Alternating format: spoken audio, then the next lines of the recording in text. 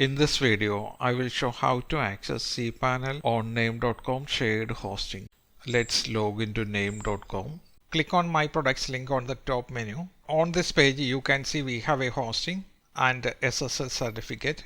To access the cPanel for the web hosting, click on the Manage button. On this page, you can access the cPanel by clicking on cPanel Login button. On clicking on cPanel Login, a new browser tab opens with cPanel. If you want to reset the cPanel password, go back to name.com. Here you can find the cPanel username. Below you will find Change cPanel Password link. Click on the link to change the password. Enter the new password. Confirm the new password. Click on Save Password.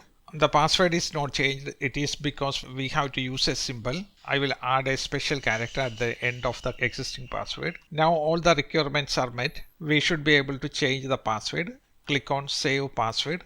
Your password has been successfully updated. Let's try log out and log into cPanel. Log out.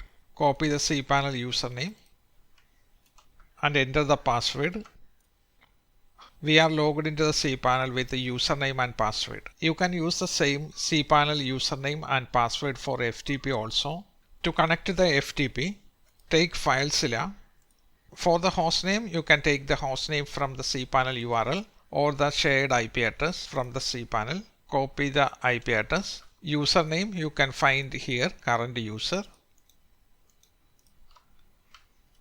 And enter the password. Click on Quick Connect. Accept the certificate. Click OK. Now we are logged into the FTP. The website files are inside public_HTML folder. Thank you for watching. Hope you find the video useful. If you like the video, please subscribe for more videos like this.